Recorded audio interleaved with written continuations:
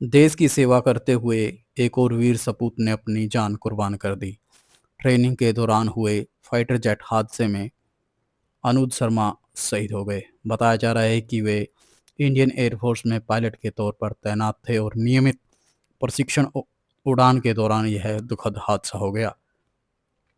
इस हादसे की खबर जैसे ही उसके परिवार व उसके गांव ककराना तक पहुंची तो इलाके में शोक की लहर दौड़ गई। जिस घर में कभी समय कुछ समय बाद खुशियों की तैयारी होने वाली थी, आज उसी घर में मातम पसरा हुआ है। परिवार और गांव के लोगों के अनुसार अनुज शर्मा बेहद मिलनसार और मेहनती स्वभाव का था। बचपन से ही उनका सपना था कि वे देश की सेवा करें और वायुसेना में शामिल होकर आसमान में उड़ान भरें। अपने इसी सपने को पूरा करते हुए वे भारतीय वायुसेना का हिस्सा बने और देश की रक्षा में जुट गए। लेकिन किसी ने नहीं सोचा था कि एक दिन ऐसा भी आएगा जब वही बेटा तिरंगे में लिपट कर घर लौटेगा। बताया जा रहा है कि अनुज शर्मा की शादी को लेकर भी परिवार में चर्चा चल रही थी। जिस लड़की से उसका रिश्ता होने की बात चल रही थी वह भी एयरफोर्स में पायलट के तौर पर देश की सेवा कर रही है। दोनों परिवारों के बीच रिश्ते को लेकर बातचीत चल रही थी और भविष्य को लेकर उम्मीदें भी बन रही थी। लेकिन किस्मत को शायद कुछ और ही मंजूर था। रिश्ता औपचारिक रूप से तय होने से पहले ही हादसा हो गया और एक बनने वाला रिश्ता अधूरा रह गया। जब यह खबर गांव में पहुंची तो हर कोई स्तब्ध रह गया। गांव के लोग बताते हैं कि अनुज हमेशा मुस्कुराते रहने वाला और सबकी मदद करने वाले इंसान थे।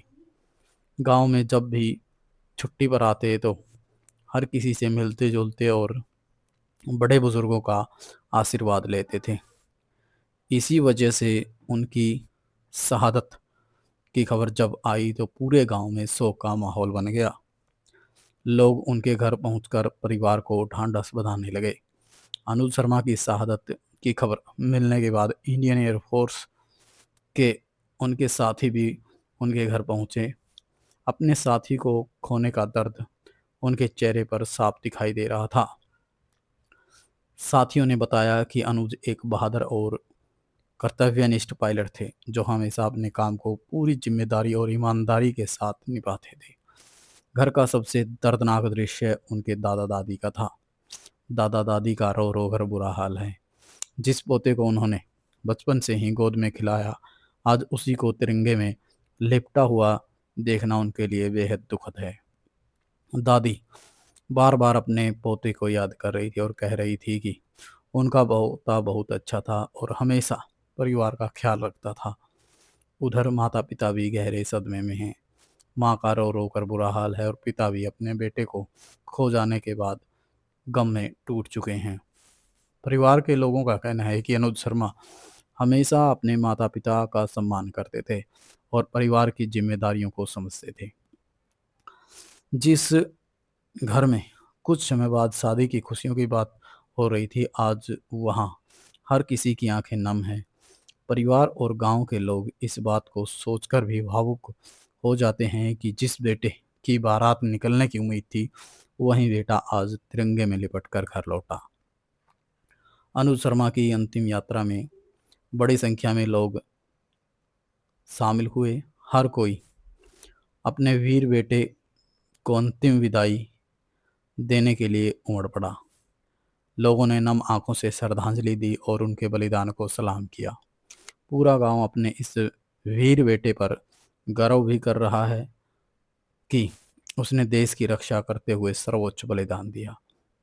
अनुज शर्मा भले ही आज हमारे बीच नहीं है, लेकिन उनका साहस और उनका बलिदान हमेशा याद रखा जाएगा।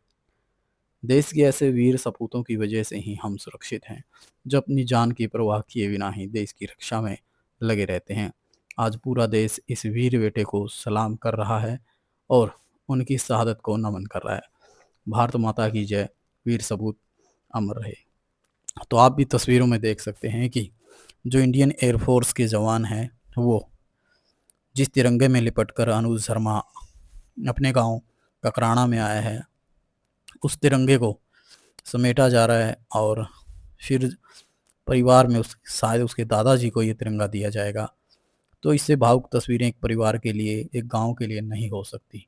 और एक और बड़ी बात इस मामले में, आज तक जितने भी हमारे वीर शहीद हुए हैं, शायद ही इतनी एयर फ़ोर्स किसी को देखने को मिली हुई।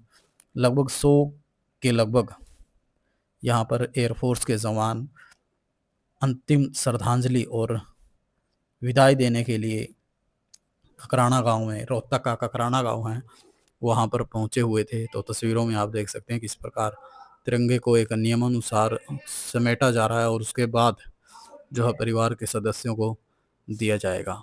तो आप भी कमेंट में वीर शहीद को सलामी देने के लिए अच्छा सा कमेंट ज़रूर करें। और जितने भी हमारे देश के वीर शहीद होते हैं, हमारा चैनल प्रयास करता है भी कोई भी शहीद गुमनाम ना हो, उनकी तस्वीरें आप सभी लोगों तक पहुंचाई जा सके। और इसी कड़ी में आज हम रोहतक के ज़िले के गांव ककराना में पहुंचे थे। तो आप देख सकते हैं तिरंगे को जो समेटा गया है, और ये जो इस साइड जवान आप देख रहे हैं, उनके हाथ में उनकी कैप है, उनकी वर्दी है, तो वो परिवार को दी जाएगी अब। और ये सबसे महान पल होता है एक परिवार के लिए। सकुशल अगर किसी परिवार का बेटा इंडियन आर्मी या एयर फोर्स या देश की रक्षा से वापस आता है तो वो भी बड़ी खुशी की बात होती है। लेकिन जब वो बलिदान दे देता है देश के लिए अपने प्राणों का, तो इससे बढ़कर कोई बलिदान, कोई बात हमारे देश में नहीं मानी जाती। तो तस्वीरों में आप साफ देख सकते हैं कि किस प्रकार परिवार के लोग यहाँ इकट्ठा हैं और उनके दादा को जो है ये तिरंगा और उनकी वर्दी, उनकी कैप है जो दी जा रही है। और बड़े भावुक पल हैं और हौसला भी है परिवार के लोगों में, ये उनके पिता हैं। तो आप तस्वीरें शेयर करते हुए शहीद को श्रद्धांजलि अर्पित ज़रूर करें। और उनका एक छोटा भाई है, शादी अभी हो नहीं पाई थी, उनकी बहनें भी हैं, और पूरा गांव श्रद्धांजलि देने के लिए पहुंचा। देख सकते हैं कि जो सरकार के मंत्री हैं, जो पदाधिकारी हैं, वो भी पहुंचे हैं, और सांसद दीपेंद्र हुड्डा भी श्रद्धांजलि देने पहुंचे हैं। और एयर फोर्स के अधिकारी, जवान, उनके साथी, दोस्त और उनके परिवार के लोग भी यहाँ मौजूद हैं। हज़ारों की संख्या में लोग यहाँ पहुँचे हुए हैं, और यहीं एक सच्ची श्रद्धांजलि होती है, यहीं एक जीवन की सच्ची कमाई होती है। दीपेंद्र हुड्डा ने जो उन्हें नमन किया, आप तस्वीरों में देख सकते हैं। तो एक फ़ौजी की एक सच्ची कमाई और एक इंसान की सच्ची कमाई यही होती है कि जब उसका जनाजा निकले तो इतने लोग हों कि हर कोई ये कहे कि देश के लिए किसी के बेटे ने कुछ कर दिखाया है।